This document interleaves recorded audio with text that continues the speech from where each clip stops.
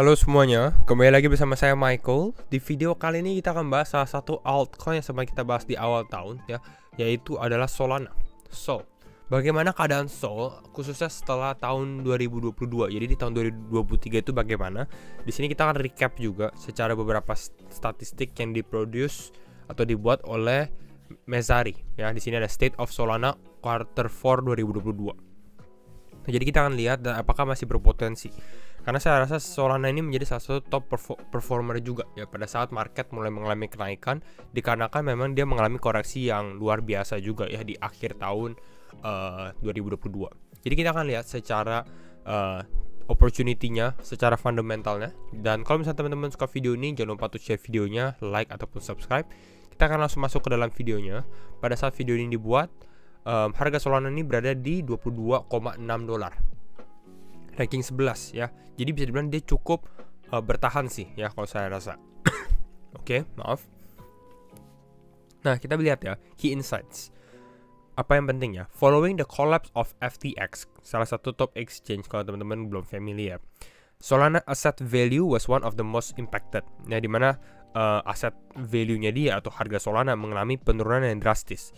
Kenapa? Kalau teman-teman bertanya, karena salah satu investor terbesar Solana itu adalah FTX. Intinya seperti itu. Makanya pada saat FTX crash, Solana juga mengalami crash.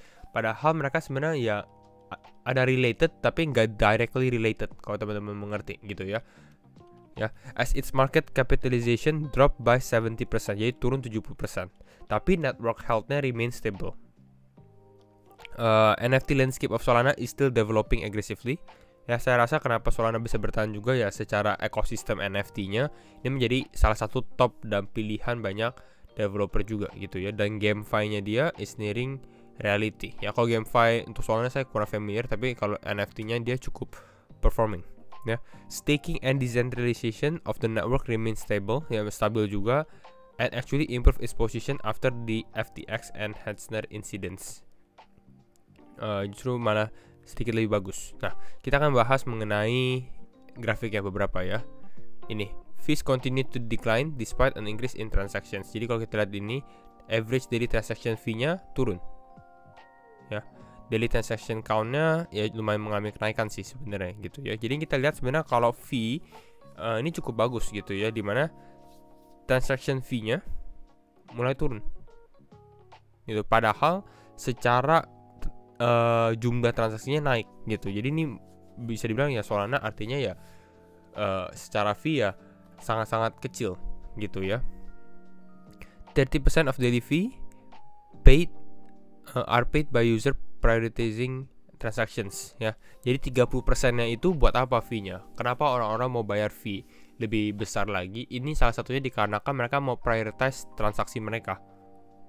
Gitu ya. Artinya kalau teman-teman belum familiar, kalau bayar lebih mahal secara fee-nya, kalian akan dapat jalur yang lebih cepat, istilahnya seperti itu. Makanya banyak orang yang bilang ya udahlah, bayarnya agak sedikit lebih mahal, biar langsung dapat transaksinya selesai juga di saat itu juga. Intinya seperti itu. Dan kalau teman-teman mungkin di NFT market, hal tersebut cukup diperlukan juga. Gitu. Makanya ini mungkin kenapa 30% daily fee-nya ini ya dikarenakan user mau prioritize atau ya prioritas mereka punya transaksi. Lalu di sini kita lihat Solana DeFi ecosystem was greatly impacted by FTX collapse. Jadi ya kita lihat secara total value lock-nya pun mengalami penurunan drastis sekali. Ya, ini secara USD maupun di Solana ini turun dua-duanya karena collapse-nya FTX.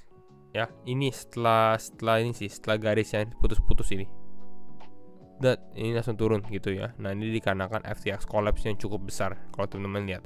Namun secara tren pun kalau kita lihat dari bulan Mei, karena ini udah recap 1 tahun ya. Ya dari bulan Mei, Juni, ya ini udah turun secara USD-nya. Walaupun Solana sempat naik kalau kita lihat based on Solana tok doang gitu ya. Tapi kalau secara USD-nya ini mengalami penurunan. Ini NFT mints were down quarter on quarter but increase per address. Ini juga cukup bagus walaupun sebenarnya kalau di quarter 4 saya rasa ini paling low ya. Ini paling drastis dikit banget mintingnya gitu ya. Mungkin kenapa? Karena orang-orang lihat oke, FTX crashing gitu ya. FTX crash apakah mereka mesti di dalam Solana network? Apakah Solana network bakal bertahan juga? Ini kan menjadi pertanyaan. Makanya banyak project mungkin nggak terlalu develop dulu di Solana pada saat FTX crash sendiri. Jadi ini cukup masuk akal. Namun yang kita lihat adalah increase per address. Jadi mungkin ini adalah address yang sudah minting di Solana, ya mereka nambah NFT aja. Gitu ya. Walaupun sekarang NFT udah nggak terlalu hype sih. Nah ini yang penting. The majority of developer pool will continue deploying on Solana. Jadi banyak developer mereka masih prepare, masih mau untuk bisa dibilang deploy mereka punya aplikasi juga di Solana. Lalu ada di Ethereum, di Sui, di Aptos. Ini kalau kita bandingkan beberapa poll. Jadi ini survei lah bisa dibilang gitu ya. Jadi ya Solana menjadi top choices juga. Di ini Solana NFT sector maintain a strong position quarter on quarter, jadi cukup bagus secara quarter on quarternya dia. NFT sektornya dia. Ini Solana yang warna pink gitu ya, yang warna merah muda, pink di sini. Persis di bawah Ethereum sebenarnya. Kita lihat ini kan Ethereum dulu, Solana, lalu apa? Flow, baru Ronin sama Wax ya. Ronin ini biasanya untuk gaming.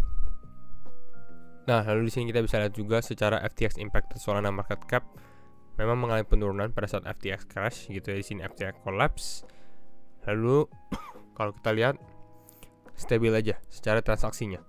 Ya, ini hanya drop pada saat FTX collapse. Dan mungkin sekarang kita masuk ke dalam analisa teknikalnya juga untuk Solana.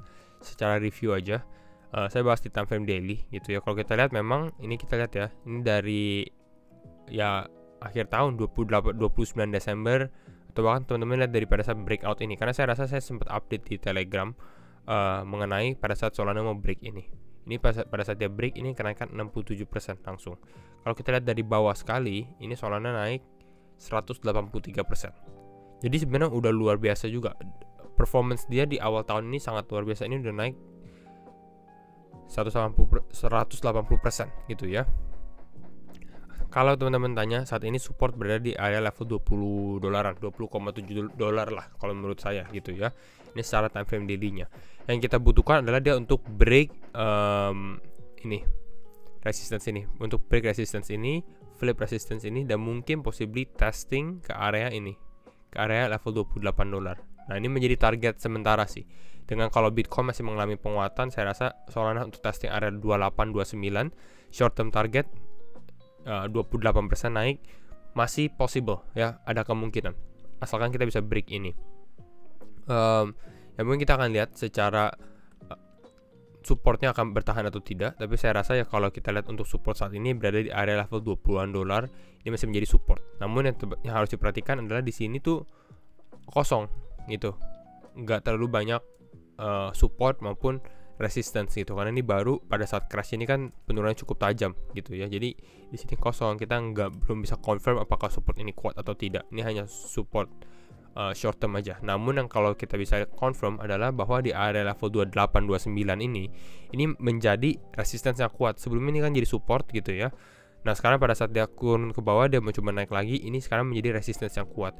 Jadi saya rasa ya ada kemungkinan ya untuk Solana testing ke area ini, ke area level $28-29 gitu ya untuk saat ini. Asalkan kita bisa break dari area resistance-nya. Itu ini untuk sekedar untuk info aja. Mungkin teman-teman bisa lihat seperti exponential moving average 20-nya dan exponential moving average 50-nya menjadi acuan untuk supportnya gitu. Kembali lagi, kalau ada break mungkin ini bisa beli on buy on breakout juga ya, tapi saya harus disclaimer juga, disclaimer on and do your own research. Nah, jadi mungkin kira-kira ini untuk technical Solana secara sekilas gitu ya. Yang kita lihat adalah di sini lumayan ada support saya rasa ya. Ini mungkin possibly testing ke area ini. Kalau memang support ini nggak kuat. Ini area kisaran level $17,5. Atau sebenarnya kalau teman-teman mau lihat, kita bisa ambil garis Fibonacci dari sini ke area ini.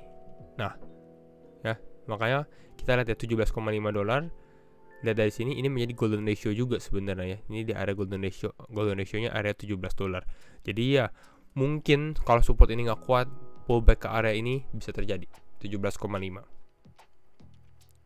Pullback, baru ada bounce possibly, atau ya pullback ke area ini baru ada bounce. Seperti itu, testing ke area level 28 yang kita targetkan.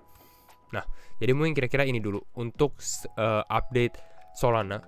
Untuk grafik fundamental lain kita update bagaimana sih performance dia dalam kuartal 4 2022.